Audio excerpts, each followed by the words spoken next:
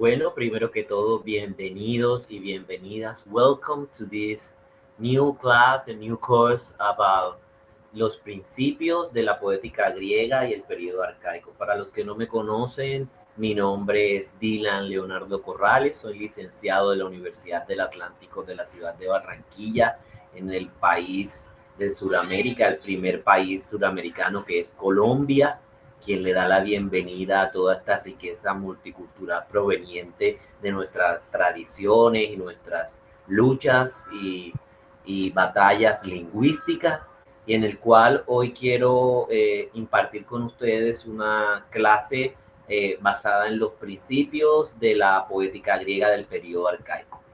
Este estudio está precisamente enfocado en estudiantes de programas de lingüística aplicada, de programas de lingüística comparativa, de programas de historia también que tienen una total responsabilidad con los principios griegos y epistemológicos del lenguaje, y donde pueden hallar en este breve curso elementos para la construcción de un pensamiento más fundamentado en la práctica artística de la literatura, en esa práctica artística, pero también en enfoques históricos del lenguaje y del pensamiento filosófico. Vamos a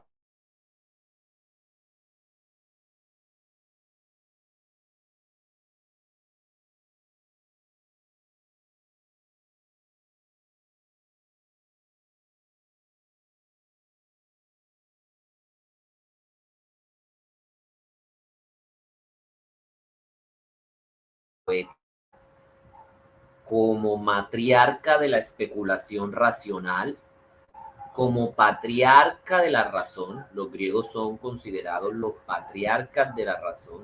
Ya sabemos que están las grandes discusiones de Platón, de Aristóteles, en el pensamiento eterno, en la eternidad del pensamiento, pero también en las razones de la justicia, de la argumentación, del derecho filosófico, de otras áreas que provienen precisamente de la reflexión artística y de estas grandes batallas que han librado las culturas. También sabemos que la cultura griega es la pionera, y digámoslo así, la inventora de la teoría dramática, de todo lo que compone a la dramaturgia y a la música.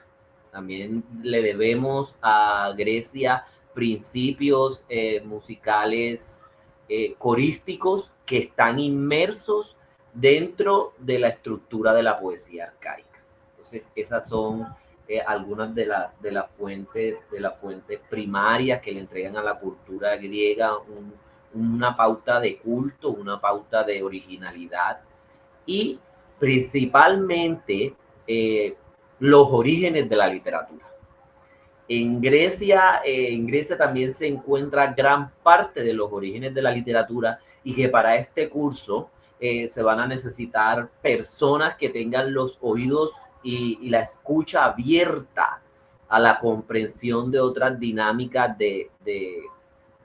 no solamente de construcción, sino de reivindicación de lo que es el Estado, de lo que es el mundo, de lo que es la comprensión del universo, porque ahí estaremos más ahorita hablando de cómo la poesía también narra, de cómo la poesía también tiene poder de narrativa.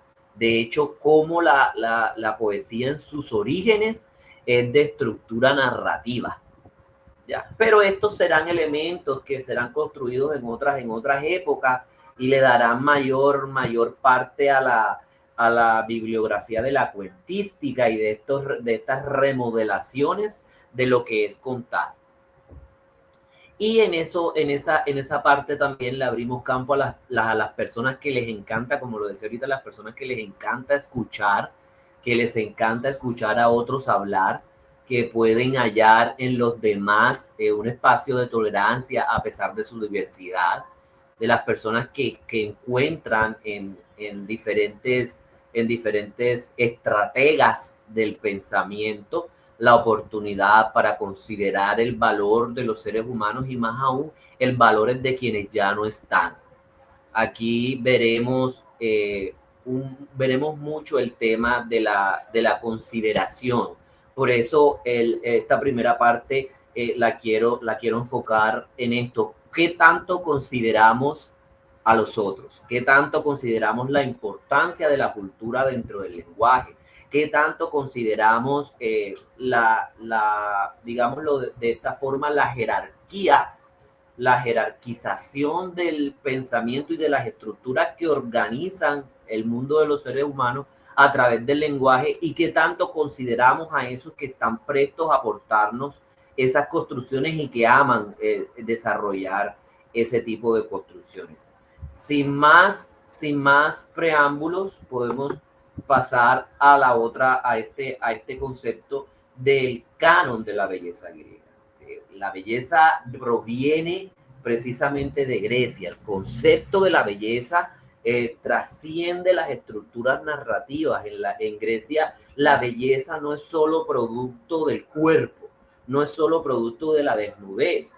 En Grecia se podían encontrar modelos de estatuas vestidas y estatuas desnudas.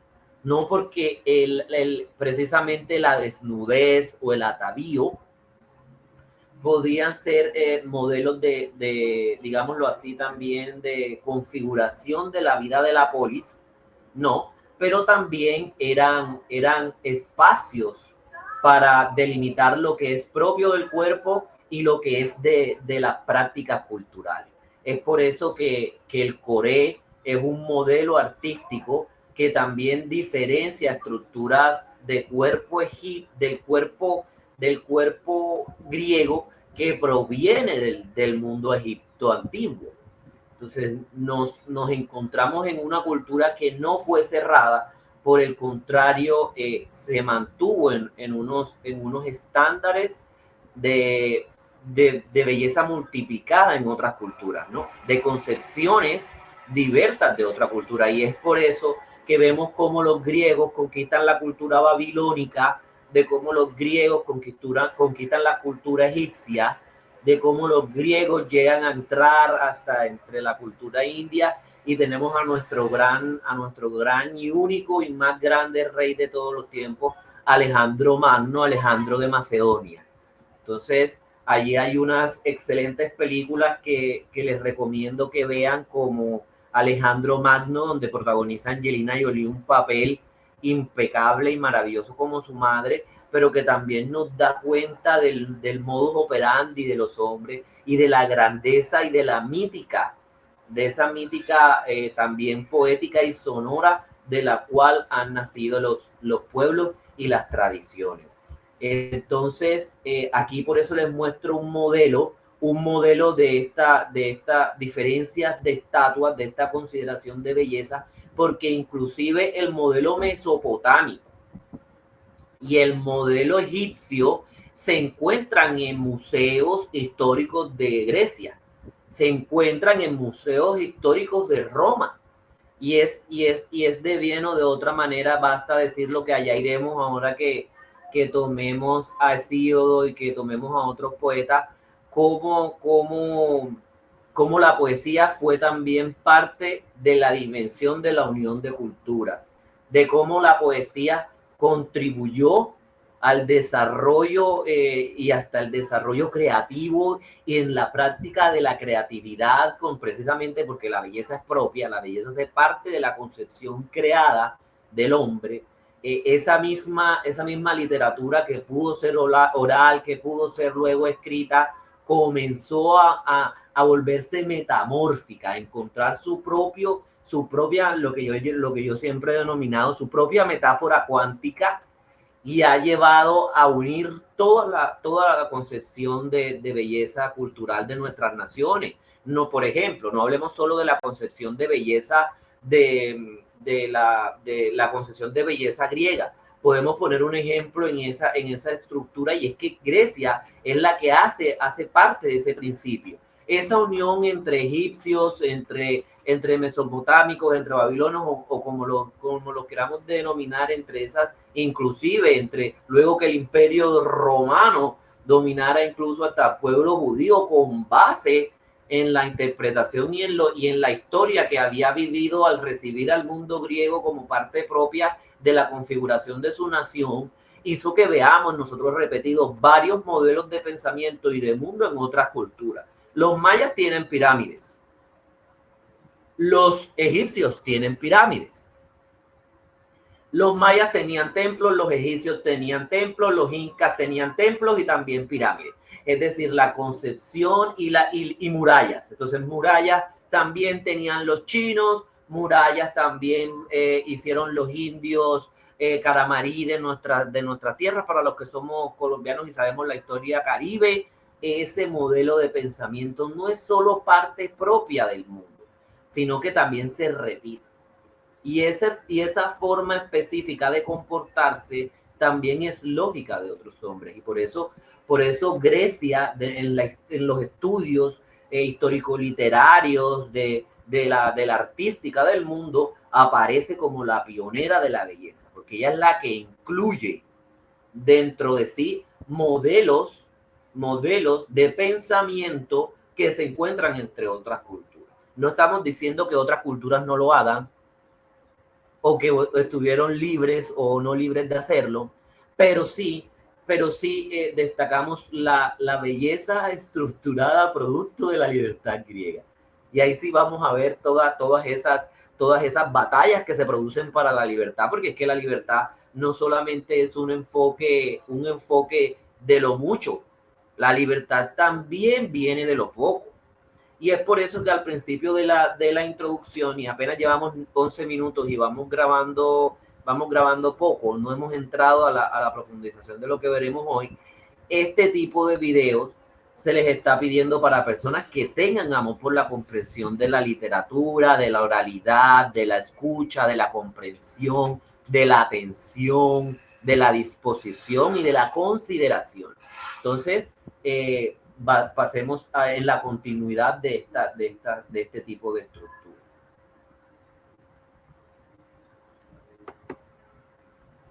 La época arcaica griega comienza, pero proviene de unos dilemas organizativos precisamente del pueblo. No solamente cuando llegamos al demos, no solamente cuando llegamos a la polis, cuando llegamos a este tipo de conceptos que han estado abiertos en la formación de la ciudadanía, aparecen en la estructura del modelo de la reconfiguración de las naciones. Pero Grecia es la primera, hace 2500 años antes de Cristo, en crear un alfabeto.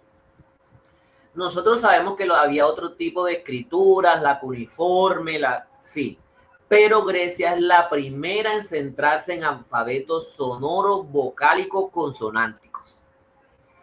Y ese, aunque otras lo usaran, aunque otras tuvieran principios consonánticos, vocálicos, sonoros, sí, Grecia es la que prioriza la constitución formal de un alfabeto. Y sabemos que sí, que le debemos todo eso a los griegos, y es en el siglo VII, porque vamos a estar todavía en el 8, todavía acá, con Alceo, con Safo, con Anacreonte, sí, vamos a estar con ellos, pero con estos poetas muy corales, sí, pero nos vamos a concentrar y también con los líricos, porque también vamos a ver el tema lírico primario, pero nos vamos a concentrar en esa creación de la moneda.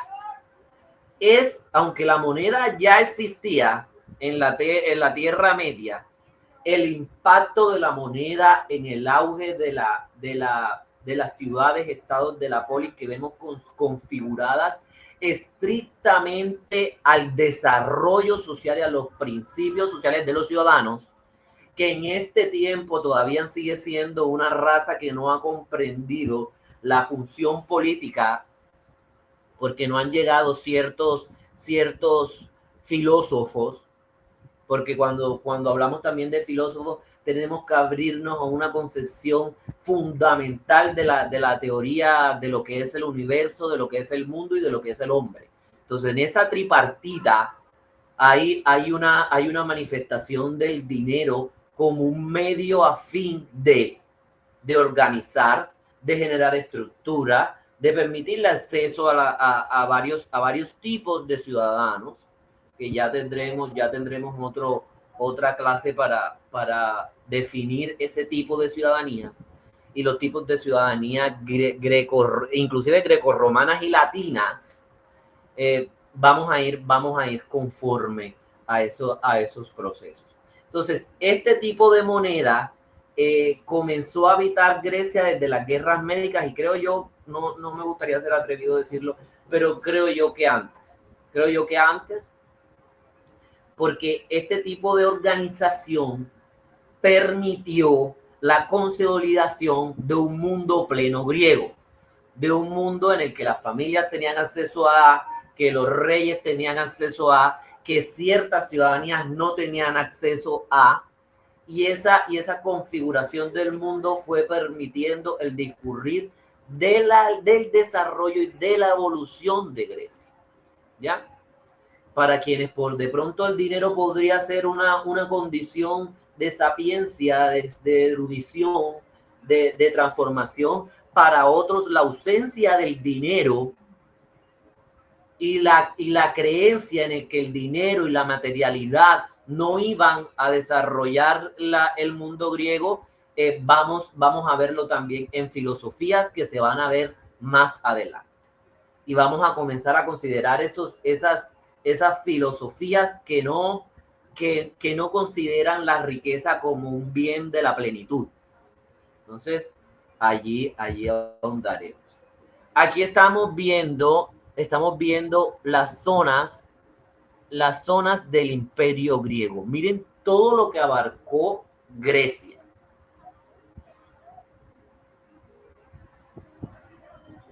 Y esto estamos hablando por ahí de los siglos 6, 7. Grecia tenía asentamientos en Asia Menor, en lo que hoy es Italia, en lo que es Chipre. Grecia dominó gran parte de los periodos, en los periodos helénicos, a Egipto. Entonces, ahí vamos a ir considerando qué estructura. Miren este croquis que lo conseguí en un documento de la Universidad La Rioja. Allí ustedes pueden observar todo cómo se extendía el imperio griego en el mundo, ¿no? Y toda esta expansión se producía precisamente por una asentación comercial y la configuración de una identidad muy, digámoslo así, muy atrevida y ambiciosa.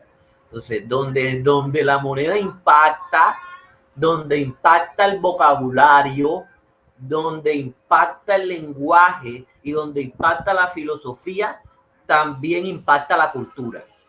Están intrínsecamente unidos. Y por consiguiente, más una nación que lo hizo a través del arte, que es lo que hoy nos convoca en este breve estudio. Y para que de pronto algunos no crean que nos estamos distorsionando del objetivo. Aquí tenemos al gran Homero del siglo VIII. Les comenté que iba a comenzar con el grandilocuente Homero del siglo VIII. De Homero hay dudas. Porque de Homero se dice que Homero era un grupo de poetas. De Homero se dice que de Homero se dice que Homero era ciego. Y entonces entra cómo se fue configurando esta poesía oral, porque esta poesía fue primaria en oralidad, en diálogo, en conversación, en establecimiento de una cultura precisa, específica, un lenguaje que no se distorsionaba, un lenguaje que no perdía su principio. Este lenguaje era un lenguaje propio de creación. Es decir, la creación, mis queridos,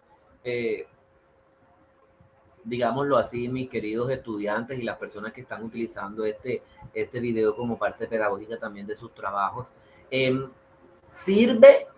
esta comprensión de Homero sirve para observar quién es un artista y quién es un filósofo.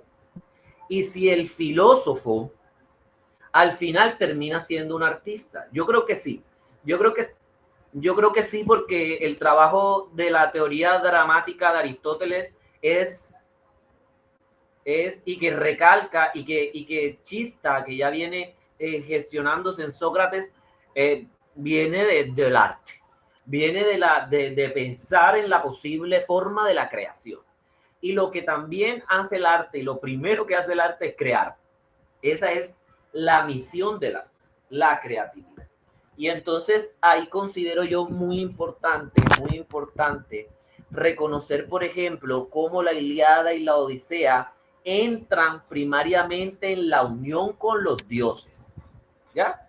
En la unión con un mundo que no solamente proviene de la razón, sino con un mundo que también proviene del deseo, que proviene de la búsqueda de la libertad, que proviene de los anhelos, que proviene de las culpas, que proviene de los abandonos, que proviene de los sacrificios. Y ese mundo mitológico de los griegos, a mi comprensión como licenciado, era muy inteligente para su época. Estaba demasiado apresurado y muy bien, y con una rapidez espectacular, una rapidez necesaria para la configuración de un mundo de hoy que me preocupa, que como profesional me preocupa. Un mundo que realmente a muchos profesores, a muchos artistas, no se les considera de esa manera, no se les recibe en espacios de la misma forma. Pero fíjense, tenemos a Aristóteles, del cual no tenemos a ciencia cierta nada configurado, pero tenemos puesta toda la historia y la fundamentación del arte de nuestra historia y del pensamiento filosófico que incluye a la literatura y al lenguaje como tal, en un ser que nos produjo esta excelente, digamos así, esta excelente literatura dramática, porque es que, aunque no exista la configuración o la denominación, hoy sí, y nosotros podemos hallar en la Ilíada y en la Odisea un drama único. En París, tentado por una manzana, y en ese mismo principio hablar de que hasta la manzana la encontramos en otras tradiciones como la católica. Entonces, esa decisión, y de la cual también se necesitó el dominio de una mujer y acarreó el dominio de una mujer y la destrucción de un pueblo. El pueblo de Dios quedó destruido a causa del pecado y todo lo que conviene en la Odisea con los pueblos que fueron destruidos a causa de haberse robado a una princesa, los helenos, y Troya cómo fue destruida a causa de haberse robado una princesa, ¿no? Entonces, cómo esta configuración entre el mundo permea no solo la razón de la libertad, sino también la razón de la guerra, la razón del hombre y su decisión, del hombre y su postura, del hombre y las consecuencias de sus actos, ¿no? En ese orden de ideas se le atribuyen a él estos grandes cantos históricos, porque aparte de todo, no son solamente la Odisea y la Ilíada, no son solamente literatura, no son solamente literatura, son también obras poéticas, cantos. Entonces, esta configuración, yo siempre hablo de configuraciones porque son formas que están entrelazadas en sí, no pueden ser denominadas u observadas solamente desde la literatura, solamente desde el análisis literario, no. Tienen que ser analizadas desde espacios, no solamente, yo incluyo hasta la geología del mundo que describe Aristóteles. Y me fascina. Yo creo que de pronto en el canal, si pueden revisar, hay otro tema donde abordo la geolingüística con el mismo principio griego que incluye todas las ciencias, que incluye a la medicina, que incluye a la física, que incluye a la química, que incluye a las ciencias naturales, que incluye a la religión. Todos ellos parten de un principio, que incluye a la filosofía, si no lo dije y se me pasó. Todos ellos provienen de unos principios griegos claros, específicos, y que ya están dados en el hombre en todo lo que recibe, en todo lo que analiza, en todo. digo yo que las nuevas ciencias como la tecnología y este tipo, pero tecnología ya también viene de la ciencia tecnológica y todo esto viene de la GIA, que son las denominaciones para la ciencia en el orden primigenio griego. Entonces, ni ellas, ni ellas estarían saliendo del mismo arquetipo, y está bien que tengamos un arquetipo primario, y no poder salir de él también habrá un principio de habitabilidad de la libertad. Y en ese mismo principio que Homero no pudo concebir como finalizado o estructurado, creó y emancipó. Creó unas obras que nos hablan. Yo cuando leo la Odisea y está Odiseo, que es Ulises, pasando por los mercados fenicios y el sol dorado se configura por un atardecer permeado por el movimiento de las olas y el horizonte plano. Esos son mensajes culturales que quedan impregnados en el corazón del lector y que moldean y lo acostumbran a la búsqueda de una emancipación, que también encuentra aunque Troya es más trágica, aunque Troya, mi personaje favorito es Héctor y Andrómaca, sus destinos son injustos, proteger a un hermano y perecer a causa del deseo de un hermano es también es caótico, es totalmente caótico. Veremos más adelante cómo ese mismo mundo caótico, toda esa caótica, hace parte también del origen. Cómo ese caos es necesario para que el ser humano viva.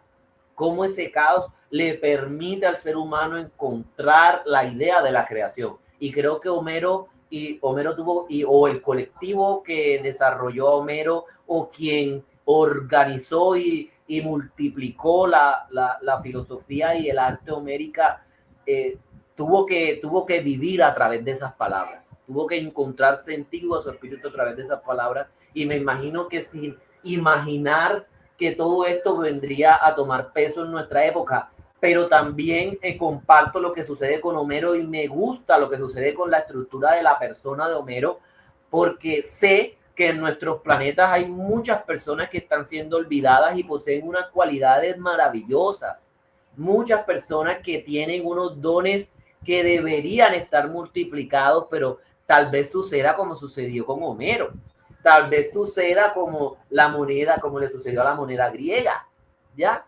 No serán ellos, sino serán a través de otros donde se configurarán sus identidades.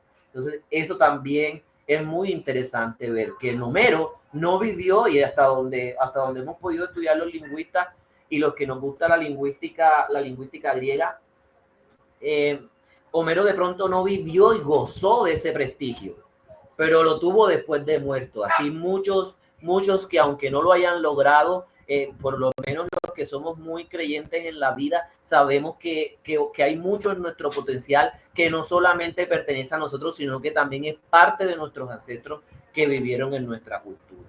Así consideremos como Homero el padre, el creador, el productor, junto a otros también como él, de quienes estoy seguro se perdieron sus sabidurías, pero en Homero conservamos también el arquetipo y con él celebramos a quienes ya no están entre nosotros.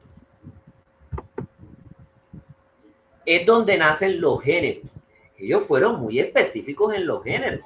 Los griegos tuvieron una concepción del género, yo también digo que maravillosa. Ustedes pueden observar a Afrodita. Afrodita nace de los testículos de Urano. Cuando Crono se le revela a su padre y le corta los testículos con una hoz, los testículos de Urano caen al mar y eso produce a Afrodita, la diosa de la belleza.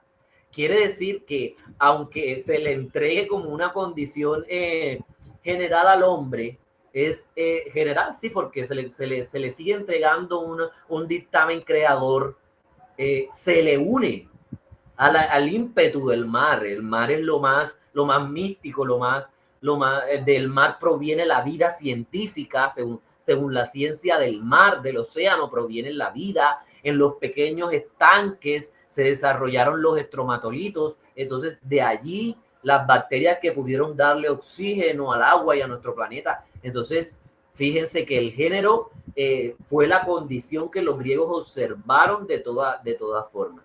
Y este género recibió nombre de épica. ¿Ya? La épica fue una poesía lírica del subgénero. Hay discusiones que por lo menos yo no sigo. Como profesor, cuando doy mis clases, yo no sigo esa dicotomía de decirle a mis niños, vamos a estudiar el género lírico.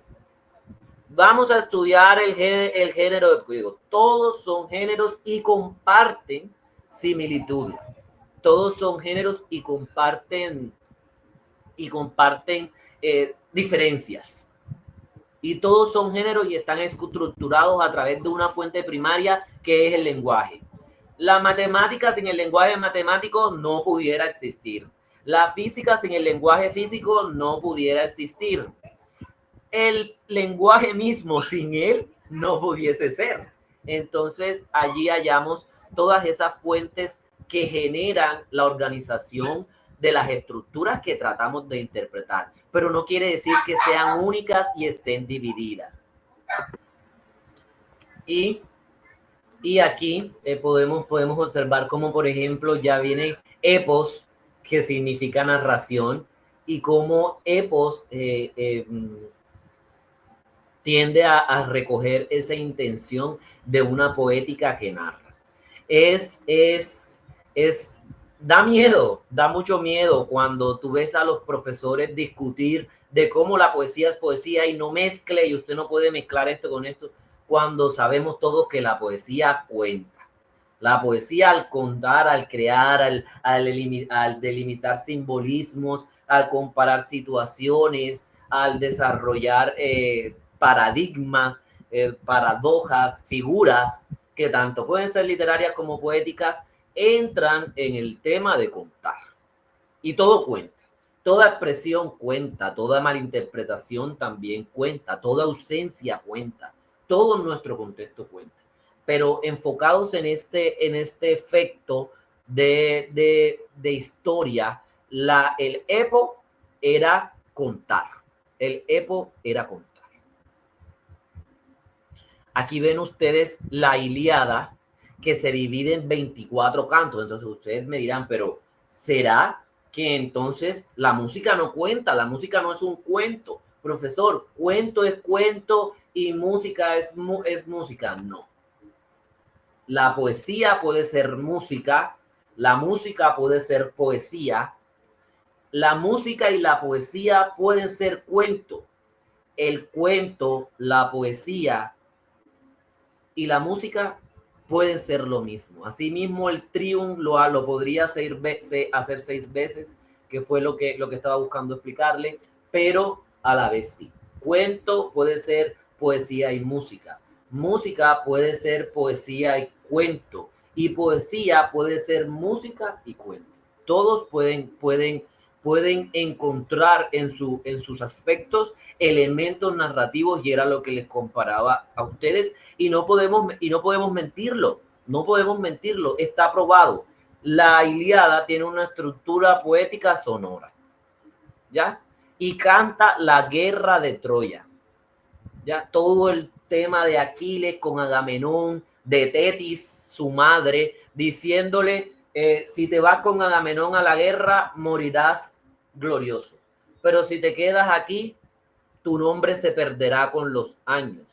Y he allí el tema poético de esta gran Ilíada, el tema de la gloria, de cómo viven los hombres por la gloria, vivir a través y por siempre en las voces de los ancestros que se quedaron y los que pasarán. Pero eso es un tema también muy, digámoslo así, dicotómico con la fama, porque la fama que vemos hoy en día, así como se eleva, así baja. Como la fama puede ser positiva, hay famas negativas. Así como puede haber un prestigio enclítico, puede haber un prestigio a favor de los derechos humanos, a favor. Entonces la trascendencia de la fama y de la gloria ha cambiado con el futuro de las naciones. Pero bueno, estos personajes que recrea Homero, están luchando en un contexto perfecto que permitió que la obra quedara como, que se vislumbrara como un lujo. Porque la verdad, leer la Ilíada y ver a Andrómaca corriendo entre las torres con su hijo en brazos para no ser asesinada, precisamente ¿cómo les explicaría? Es sublime, es sublime. La Odisea, que en otra parte nos cuenta todo el tema de la guerra, de Ulises, de llegar a Ítaca, de toda la vida de Ulises Rey, también nos muestra del apoyo que recibe de las diosas, de cómo Atenea también está en la pelea. Es un tema de cómo esconde a Odiseo y lo pierde en el mar. Es un tema del hombre y su búsqueda, del hombre y su lucha. La Odisea ya es un tema, yo veo en la Odisea una obra más costumbrista, más decir el hombre y su reinado, el amante que llega, no que estemos renegando el amor, porque los griegos tienen una unión con el amor muy profunda, pero siempre lo encasillan en el tema de la posibilidad trágica. Y eso también ha sido muy discutido porque la poesía narra la vuelta a casa de este hombre. Entonces, ¿qué sucede en el regreso? La poesía de la Odisea es más un feedback, lo que llamaríamos ahora un feedback, pero fíjense, encontramos en Homero la concepción de un mundo no solamente apegado a la guerra, sino también apegado a las leyes de la sangre, a las leyes de la organización del mundo, a las leyes humanas. También, no solamente, sí vamos a encontrar leyes divinas, como Tetis diciéndole a Aquiles cuando le digo lo de la gloria, pero también vamos a encontrar conceptos humanos, como la esposa de Odiseo que debe entregarse o que debe estar postulada a nuevos amantes. Entonces, y allí entrar en quién domina en el territorio y allí entrar a quién le pertenece es un tema muy interesante. Para luego seguir en este siglo VII, ya pasamos del siglo VIII con estas dos grandes obras, pero con este grande, vamos a aparecer ahora otro poeta que fue Hesíodo y que yo considero como el poeta religioso. ¿Por qué? Porque Hesíodo mientras que Homero fue un compositor de mucha meticulosidad, digámoslo así, un detallista que hizo como en lo que conocemos ahora el Big Bang y el universo regó la creación y la lanzó al espacio a circular y a expandirse hasta desaparecer. Hesíodo lo que hizo en el posterior siglo, Homero fue unificar, comenzar a comprender cuál era la organización de los dioses, por qué aparecían en ese mundo griego, que hoy también es nuestro mundo, porque todas nuestras historias, mitos, también son comparables con la historia griega. Para los que creen, por ejemplo, en el budismo, que también tienen un dios y son monoteístas, o también tienen varios dioses, porque hay diferencias en el budismo que consideran solo a Buda, pero hay unos dioses alrededor de ellos y otros consideran también la participación de otros dioses. Asimismo se configuró el tema griego y el tema de la teogonía en Hesíodo, ¿ya? En Hesíodo todo proviene de una unidad, pero hay una multiplicidad de dioses. En Hesíodo la teogonía, y tal lo vamos a ver más adelante, proviene del caos, de lo que no ha sido creado. Y a partir de lo que no ha sido creado surge la creación.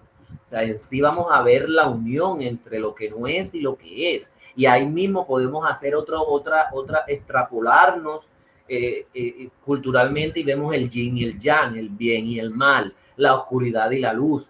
y todo eso va a seguir desarrollándose posteriormente a la construcción griega, pero le debemos a la construcción griega el tema de la condena, el tema de la traición a los padres o el pago de los padres y de las maldiciones.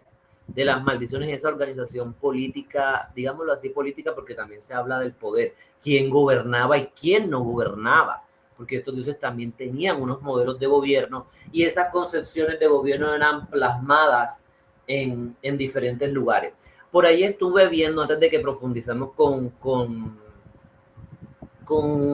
Hesíodo, por ahí estuve viendo y leyendo sobre Hera, porque a mí la diosa Hera, que es la señora del Olimpo, a mí me parece porque su poder era sobre sus poderes y ella es considerada la señora del Olimpo.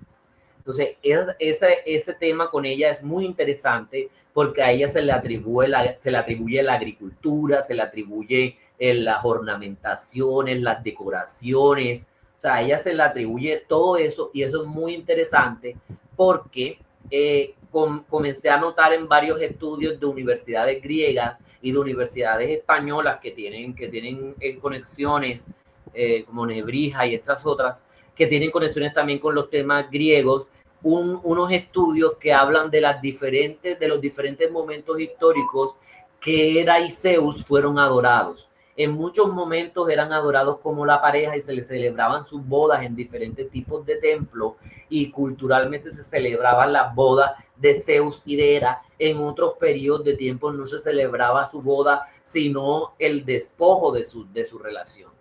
Se celebraba era el final de la unión de Hera y de Zeus. Entonces, e inclusive cómo se celebraban en diferentes momentos, porque algunos recordaban sus bodas, otros celebraban su boda. Entonces, mientras que algunos conmemoraban su primera boda, otros conceptualizaban diferentes bodas en diferentes escenarios, ¿ya? Y otras celebraciones también se atribuían era a cómo Zeus se les representó en forma de cuchillo a Hera y la cortó. Entonces, todas esas, aunque ustedes no lo crean, todo este mundo griego se encuentra en mi familia.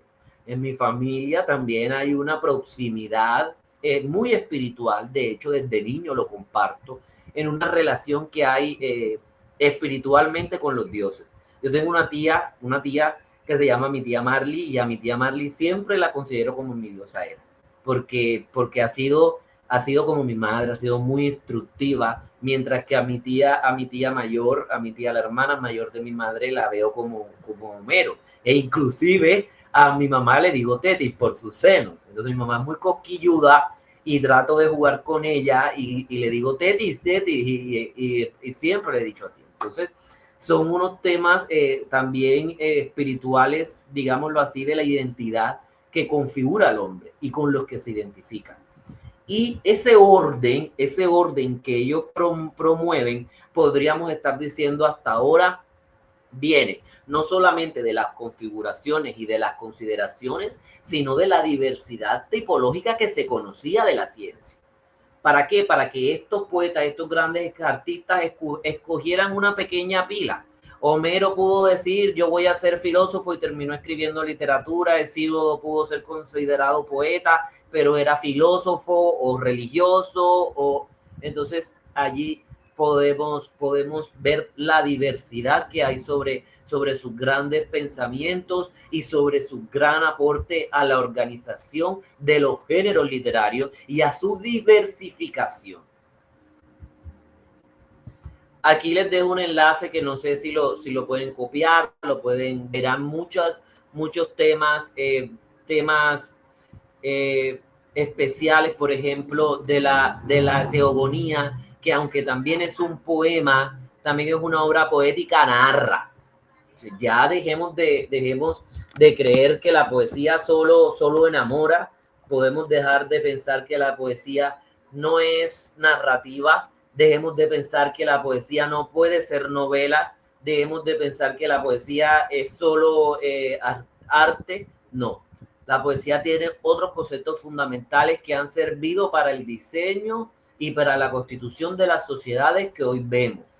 Y esos conflictos políticos que aunque fueron narrados, no podemos saber si aún o tuvieron conexiones con el periodismo, porque muchos relatan que la Ilíada fue real.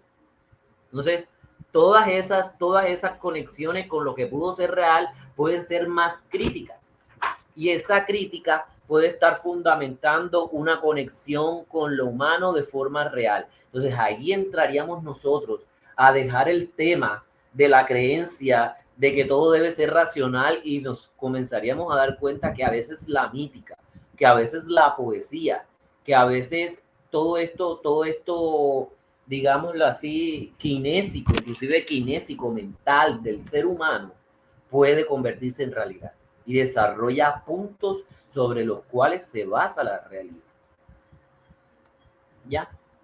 Aquí para tratarles un poco la teogonía, miren que se prueba, esto lo encontré en internet, fue el mejor que pude encontrar de los mapas conceptuales, porque hay una cantidad de mentiras sobre los dioses que uno, Dios mío, películas que mencionan a Hércules, hijo de uno, hijo de otro, a Ares, hijo de Hades, o sea, mentiras que no están plasmadas en el concepto real de la historia. Y para eso a los profesores nos toca hacer investigaciones más fuertes, más apegadas, comprobar, llamar, constatar datos, hacer purga. A nosotros nos toca purgarnos de muchos datos que a veces son repetitivos y que aburren, pero al contrario, a las grandes masas también les gusta eso, por ende nosotros tratamos de salirnos de la masificación del pensamiento y de la masificación del aprendizaje. Y es allí donde ustedes pueden encontrar precisamente caos como principio regente de lo que es la teogonía, para que luego apareciera Nix, que es la noche, Erebo, que es la oscuridad, Gea, que era la tierra, por ende geología, por Gea, ¿ya? Urano, que era el dios del cielo, ¿ya? Éter, que era el aire y esa vida con la que conlleva el aire, y Émera, que si no estoy mal, era día. Émera era el día. Y asimismo se desarrollaron los titanes, que ya ahí los hemos visto, hijos precisamente de Gea y de Urano, y los mismos dioses. Ustedes pueden ver en el enlace cómo Gea, la unión de Gea y Urano, da las Meliades, da las Erinias y da a los hecatónquiros y a los titanes. Los hecatónquiros eran varias construcciones corporales. Y vemos cómo también de Urano sale Afrodita, solamente de Urano. Ustedes se dan cuenta que ahí Afrodita no proviene de una madre. Afrodita no tiene madre. Afrodita es la hija concebida de la propia traición, por eso es la belleza. La belleza guarda este mundo que a mí me parece muy importante y que también tiene que ver con los principios filosóficos que rigen la realidad.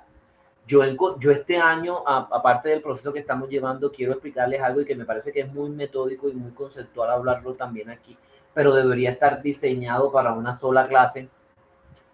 El tema de la posibilidad de la existencia de Dios o de los dioses. Y nos damos cuenta que en la posibilidad filosófica que sugestiona y que prueba la concepción de la negación que de la existencia de Dios no hay pruebas. Entonces, esa misma partícula se vence y entra en lo que yo he denominado la paradoja de Dios. Nadie tiene pruebas de la inexistencia de Dios. Nadie. Ningún ser humano puede mostrar la prueba de que Dios no existe. Ninguno. No hay ciencia, ni la física, ni la matemática, ni la física cuántica está tan avanzada para entregarnos la prueba fidedigna de la inexistencia de Dios. Así como nadie, ningún ser humano al momento tiene el poder de manifestar la prueba de la existencia de Dios. ¿Ya? Por el contrario, el tema termina siendo un montón de una creencia que se reafirma en la posibilidad de que si el orden de las cosas no puede manifestar su existencia, ni puede manifestar su existencia, la palabra es positiva. Dios existe. Entonces hay mayor posibilidad que este sistema de cosas que permite la creación y que organiza la historia del mundo a favor de la creación esté de la mano de los dioses, porque existe en nuestro lenguaje, ¿ya? Pero no hay una palabra que niegue como tal lo que no es Dios, ¿ya? Solo se encuentra en el lenguaje, por lo menos a lo que compete a mi ciencia, solo se encuentra en el lenguaje Dios, pero no su negación. Podemos afirmar Dios no existe, pero al afirmar Dios no existe, estaríamos diciendo que Él, que existe, no existe. Entonces, son cosas que van delimitadas y que han estado estructuralmente en el segundo periodo. Valiéndole la pena, aquí hablo del segundo periodo de que ocupa Hesíodo, entonces estaríamos viendo ya como luego del tema político, del tema de la guerra, del tema de la organización, del tema de la predestinación, del tema de la madre, del tema del hijo, del tema del esposo, del tema de la mujer, terminan en un concepto de organización religiosa de la poesía. Y entra Hesíodo. Entonces, maravillosamente vimos cómo Hesíodo en su gran configuración, no sé si aquí está Tetis, si aquí está Tetis, aquí está Tetis, aquí está Tetis, ahí está Tetis y sus hijos, y ahí vemos toda esa configuración del mundo, ¿no? Del mundo antiguo, de un mundo antiguo que estaba muy bien hecho, de un mundo antiguo que respondió a una organización metódica concreta, pero que también tuvo sus grandes problemas y por ende, como toda civilización, tuvo su auge, su decline, su decadencia y su posterior continuidad. Entonces ya vimos cómo este tema lírico, que primero fue el épico, primero nos basamos en la épica, recuerden que viene de epos, que es narración, y ahora nos vamos a la lírica, entramos en una lírica completamente que es un género crítico, ya un género que discutió nuestra guerra, que discutió nuestros orígenes, que nos amenazó, que nos replagó porque casualmente la Ilíada y la Odisea se dan en un espacio de viaje, de reconfiguración, de búsqueda de identidad, ya la vivimos. Entonces, ese mundo colectivo ya dejó de ser el auge del baile, de la multiplicación, para concentrarse en la unidad. Y es aquí donde esta lírica que es propia, por ejemplo, de Hesíodo 1, va a suscribirse a lo que sería el periodo arcaico también, ¿ya? Estamos ya tomando un siglo 7 antes de Cristo en lo que es. Y ahí vemos a la lírica, yo lo digo como un tema general. No vamos a decir si es un género, si lo es, pero no va a ser un subgénero de la épica o un subgénero, no. Va a ser un concepto en mis clases, es un concepto que organiza la estructura de la misma poesía, ¿ya? Porque a veces perder a los niños en géneros, en subgéneros, para los niños que tienen que aprender poesía, es demasiado amplio. Es demasiado amplio y no les entrega verdad. Por el contrario, los deja limitados. Y yo no soy, por ejemplo, el profesor que organiza o que, claro, sabiendo nosotros que todos nuestros niños tienen diferentes conceptos, todas estas estructuras pueden ser enseñadas para la persona que maneja de lo simple a lo general a lo simple. Entonces, también es un reto para los docentes y para los escritores y para todas las personas que sé que aman el aprendizaje, reconfigurar toda esa estructura para la individualidad. Es una labor, es una responsabilidad y es un esfuerzo, por lo que sé que la profesión docente en Latinoamérica, y como lo dijo hace poco la OEA, está en crisis. está en crisis porque realmente los profesores no están recibiendo el valor que merecen. No lo están recibiendo. Pero aquí en el desarrollo no estamos aquí en crítica del Estado latinoamericano de la educación, pero sí en las raíces de nuestra propia conformación como creadores y como responsables de la transmisión del conocimiento. Aquí está lo que es la división del coral. El coral en tema de coro, no el coral de la playa, no. De pronto sí, porque el mar canta su propio ritmo y los corales, de pronto también vendrá el tema del mar, la belleza y la poesía y estos temas también cayendo al mar, de pronto de ahí viene coro también, pero lo monódico también desde lo personal. Entonces vamos a encontrar aquí a los poetas que cantaban en coro o que se constituían sus obras a través de coros, y los poetas monódicos, que a mí me encanta en la Mélica, me he concentrado más en la Mélica, en Safo y Alceo por los rumores que había de sus amores. Entonces, sigamos viendo estos procesos. Dice, nota, diferencia entre la lírica coral y monódica, ambas griegas. La lírica monódica, como te lo dije anteriormente, cantada por una sola persona, y la lírica coral ejercida por un coro. La lírica coral es un tipo de poesía lírica que fue creada por los griegos antiguos y representadas por un coro, generalmente en los teatros. Originalmente era acompañado por una lira y u otros instrumentos. El protector de los coros en el teatro era el dios Dionisio, patrón del Olimpo y del teatro.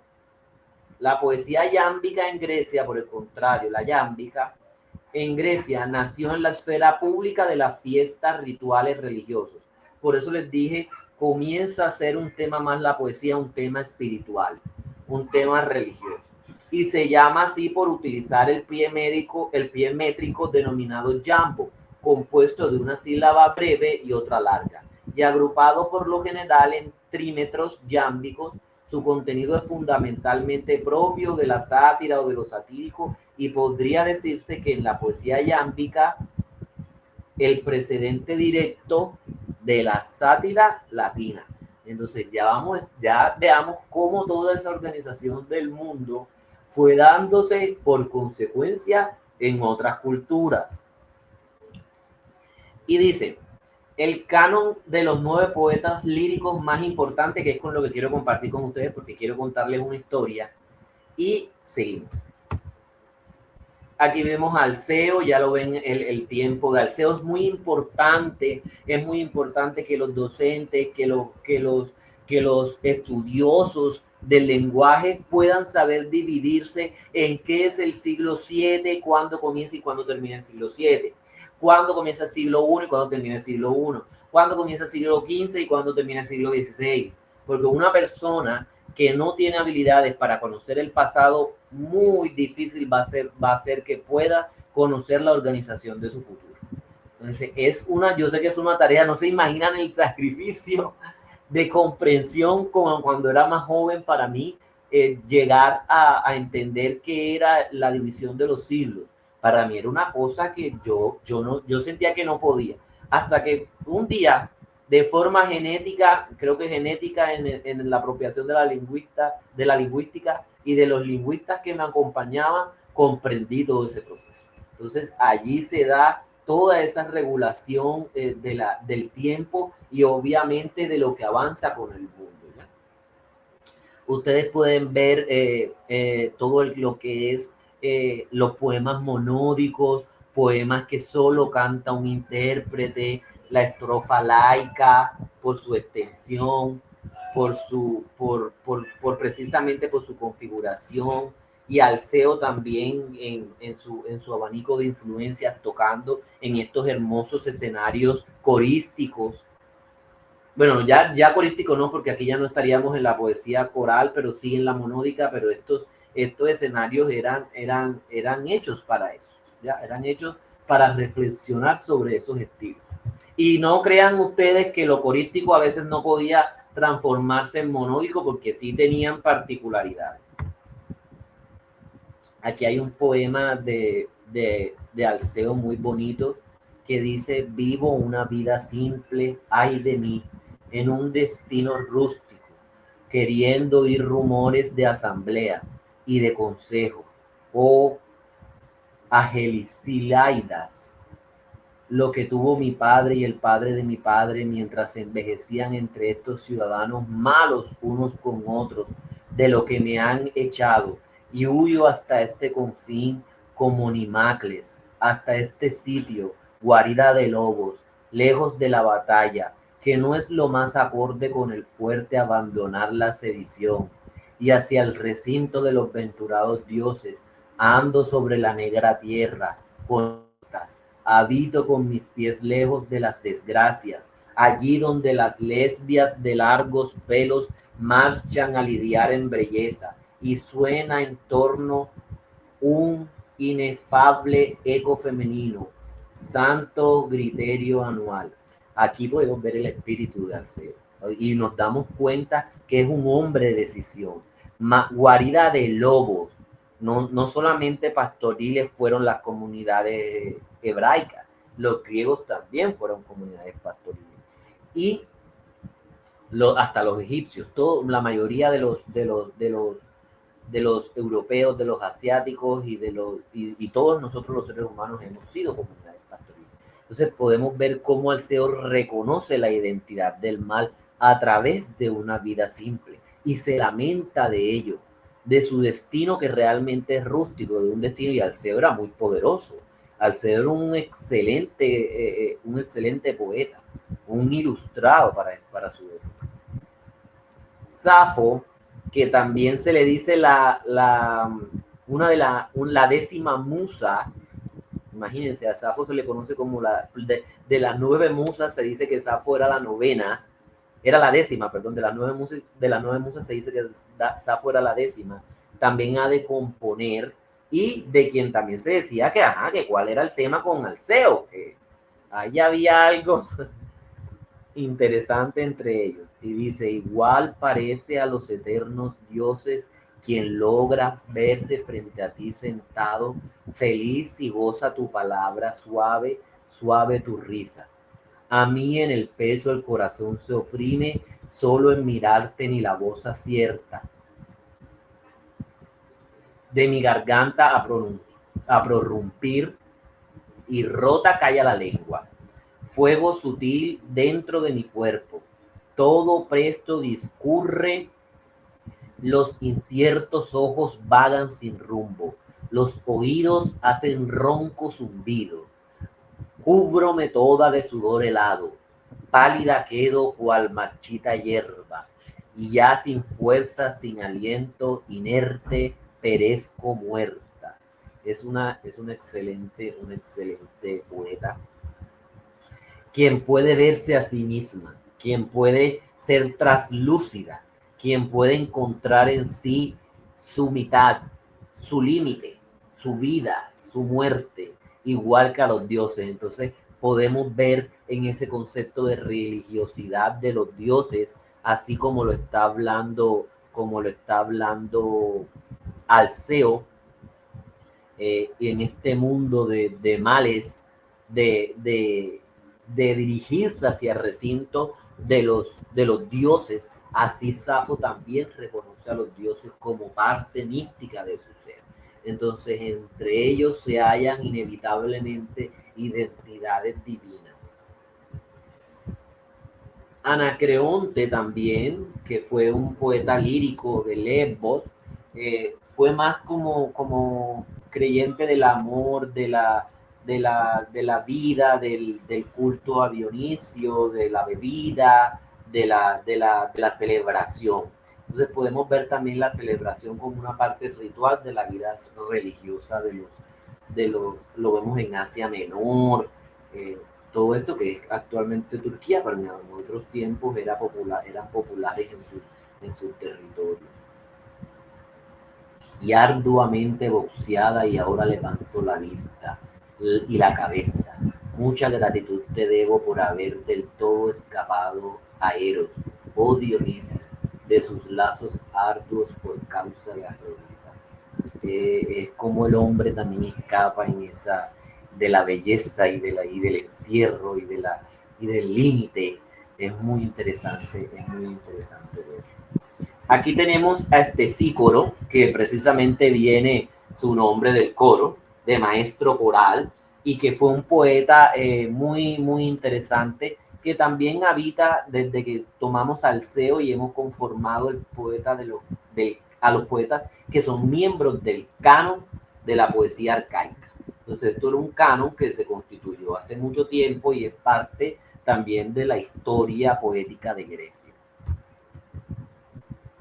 No es verdad aquella historia. No fuiste en las naves con bancos, no entraste al alcázar de Troya.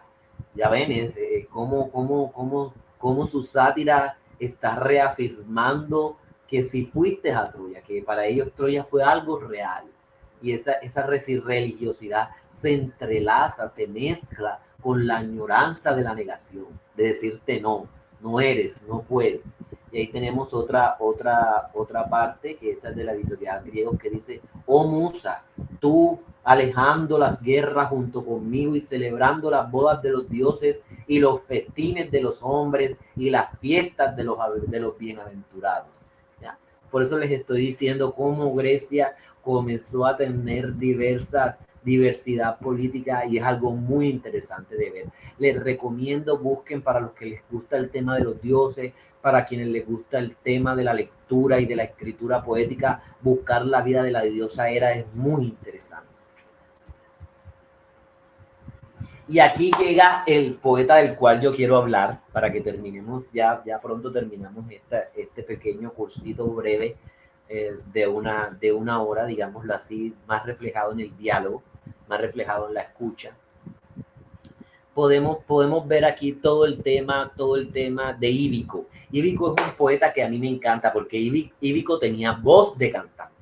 Entonces, cuando Ívico cantaba, todo el pueblo añoraba a ver a este poeta de la Magna Grecia. O sea, Ívico era popular. La historia de Ívico ha pasado, a mi parecer, muy cierta, muy interesante, porque Ívico fue vengado por las aves.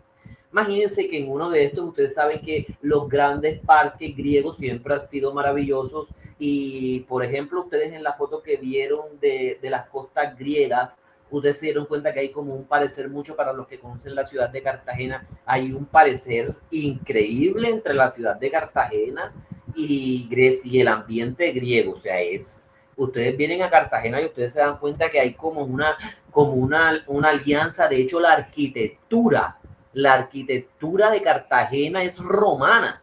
El centro, la historia de la arquitectura del centro de Cartagena, ustedes pueden encontrar las columnas romanas estilo más greco, pero que fundamentan la estructura de la ciudad. De hecho, la arquitectura, porque soy amigo de un profesor de arquitectura del Colegio Mayor de Cartagena, de la Institución Universitaria Mayor de Cartagena, Corrió, y fui profesor también de la universidad, y me conocí la estructura histórica de los profesores que tienen estudios de magíster interminable en esos aspectos, y nos damos cuenta cómo la estructura de la ciudad y el diseño del centro es para permitir la entrada de los vientos alisios.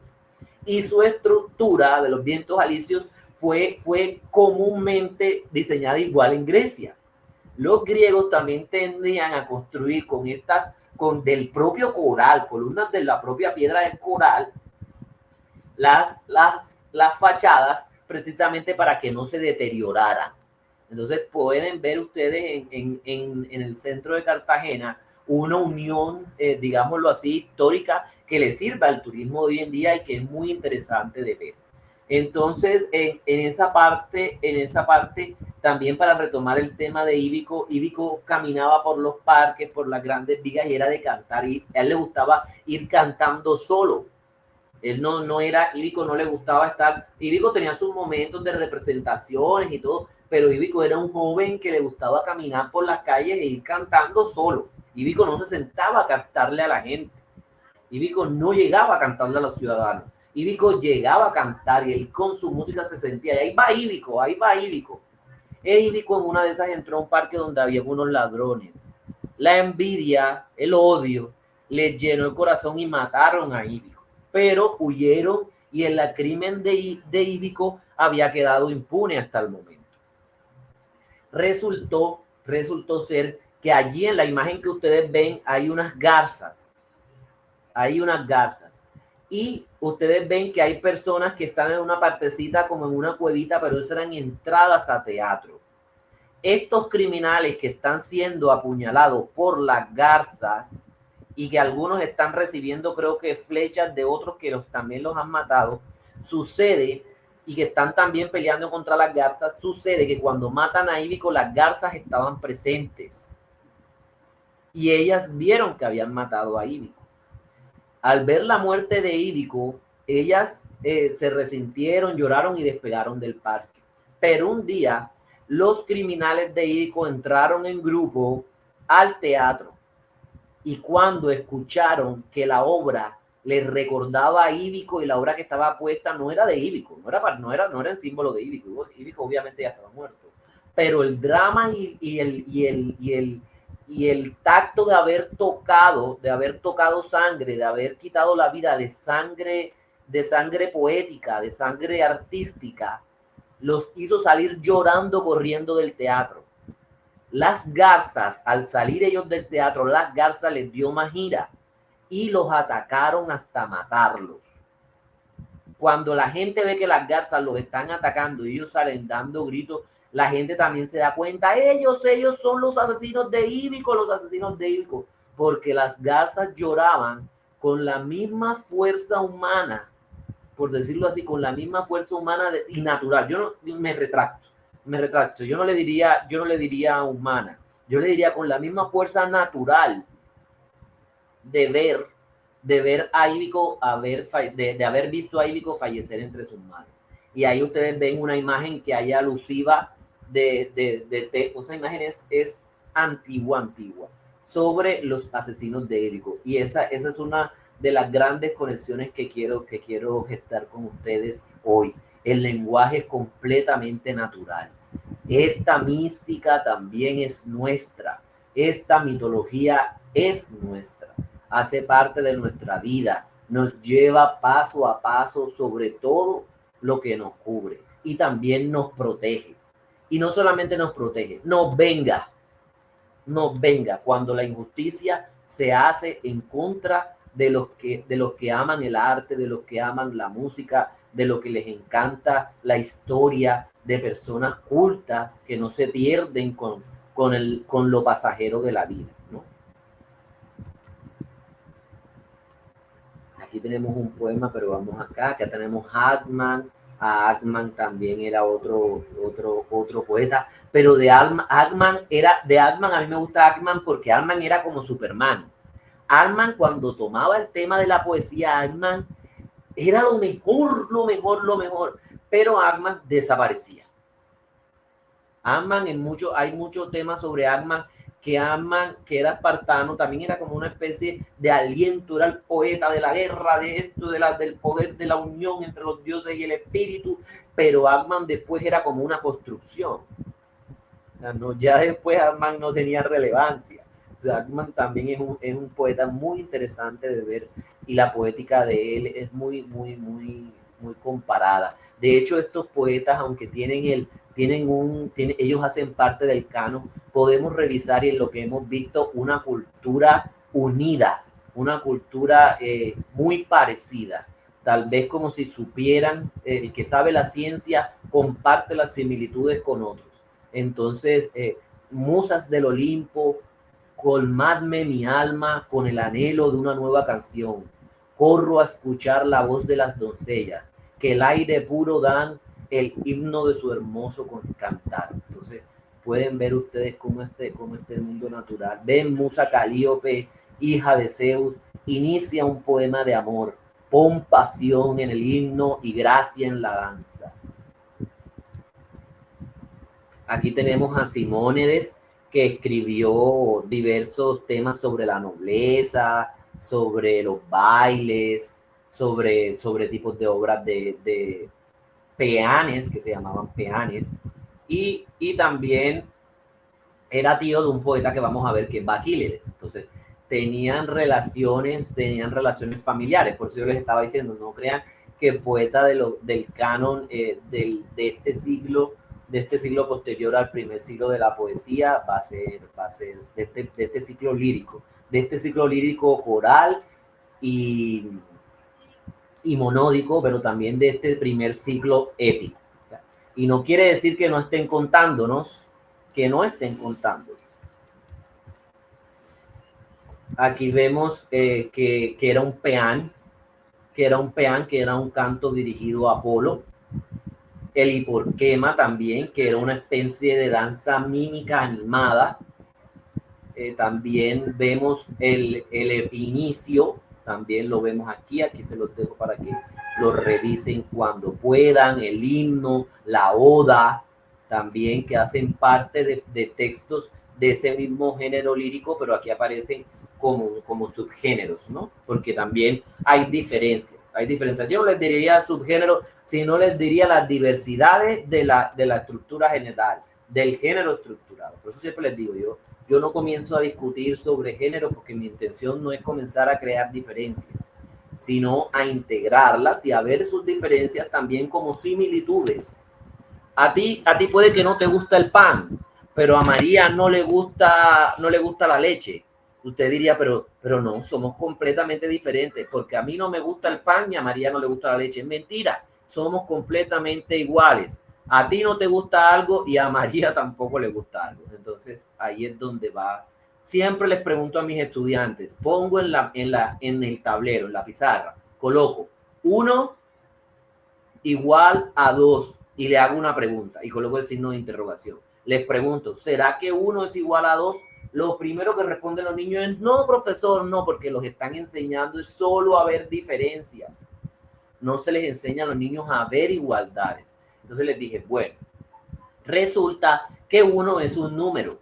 ¿Y qué es 2? Ay, profe, un número, entonces son iguales. Ambos son cantidades. Pero claro, profe, ¿verdad? Porque hay que ir jugando con la mente de los niños para que ese juego se convierta en espacio razonable de pensamiento. Aquí tenemos a Baquílides, tenemos los himnos a los dioses soberanos, el himno a Alejandro de Macedonia, el himno el hijo de las Amintas, Atenas. Entonces ahí ustedes miren esas espectaculares pinturas que me las mandan de una galería griega de Atenas, que comparten conmigo todos estos y del cual me hice miembro gratuito, me ofrecieron ser miembro gratuito. Entonces ahí vemos, ahí han visto un gran compendio histórico de la pintura también, no solamente de la poesía, sino también de las imágenes alrededor de este curso. Aquí les dejo unos breves poemas muy interesantes. Tenemos a Píndaro también, que Píndaro, a mí me gusta Píndaro porque Píndaro Píndaro era el del teatro, Píndaro se usaba, Píndaro era que componía más en odas, pero Píndaro tenía una estructura mucho más especial. Ya Píndaro conservaba en papiros su poesía y ya Píndaro ya termina siendo como el último recolector, el cosechado ya al final de una tierra que va a empezar unos conflictos, que ya ha tenido unos conflictos, y que comienza otros grandes de división. Aquí dice, y si certámenes atléticos celebrar anhelas, querido corazón, ni busques otra estrella más cálida que el sol, brillante en el día por todo el yermo éter, ni ensalcemos otra competición superior a la de Olimpia. De allí el himno clamoroso se despliega a través de las mentes de los sabios, para que el hijo de Crono cante los que acuden a la espléndida y feliz morada de Hierón. Es un poeta muy culto, ellos todos tienen una configuración amada por el tema teogónico. Entonces, la teogonía va a ser la partida la partida pero no solamente la tegonía, vimos también cómo no niegues tu paso no niegues tu paso por la Ilíada. Entonces, ellos no te dividen las cosas, ellos incluyen las cosas, hacen adiciones, ¿ya? Y eso es lo que lleva a la configuración de una poética más estructural. Luego de eso vienen las guerras médicas, que es la guerra de Grecia contra el imperio aqueménida, y vienen las grandes, hay unas películas que se llaman 300, no sé si ustedes han visto, 301 y 302, con una actriz que se llama Eva, no me acuerdo ahora, Eva Gardner, pero el nombre es Eva, que hace de Artemisa. Son unas películas relatadas alrededor de la guerra médica y que son un poco vulgares, muy explícitas del sexo, que para algunas personas no les gusta, pero para otros que son, por ejemplo, a los que nos toca el arte, nos toca todo claro, no nos toca ocultarnos nada. Nos ocultamos para salir a la calle, pero somos desnudos aunque tengamos ropa. Todos vivimos desnudos aunque tengamos ropa. Siempre tendremos nuestras partes íntimas y con nuestras partes íntimas vamos a todas partes. Nuestras partes íntimas se sientan con nosotros, viven con nosotros, duermen con nosotros. Entonces nuestra intimidad es un pleno desnudo, ¿ya? Pero en temas de bebés, de educación infantil, ya varían su gradualidad. Y aquí vemos todo el imperio, todas las guerras médicas por donde se despegaron, en Tracia, en Tebas, en Macedonia, hasta la batalla de Maratón. Yo no sé si ustedes ven aquí que yo tengo aquí tengo Maratón. Este suéter lo compré precisamente alrededor de ese tema de las batallas porque me encantan los temas de Grecia. Y aquí se sabe que la guerra siguió y siguió y siguió hasta que Alejandro Magno dijo, se acabó. Aquí les tengo también un video, esto es un enlace sobre las guerras médicas, los pueden calcar, tomar de allí y dirigirse a los enlaces. Miren estas imágenes de las guerras médicas, las estructuras de las guerras médicas, el tipo de las barcas, el tipo de los yelmos, la diversidad que había, porque se encontraban personas peleando, gente de Esparta, gente de Atenas, de todas partes peleaban. Y aquí tenemos una medición de la poesía, una estructura métrica de la poesía, que es las divisiones entre la sinalefa, la dialefa, la diéresis y la sinéresis, que son tipos de métricas de la poesía lírica. También miren, aquí tenemos obras de Aristóteles, como la poesía libre, la poética, que esta es una obra muy importante que les recomiendo que se lean.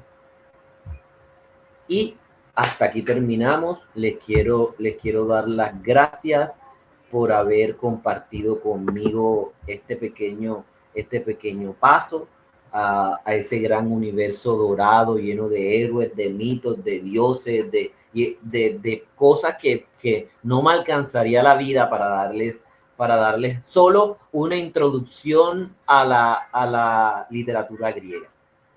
Muchas gracias y espero que sigan viendo mis videos educativos.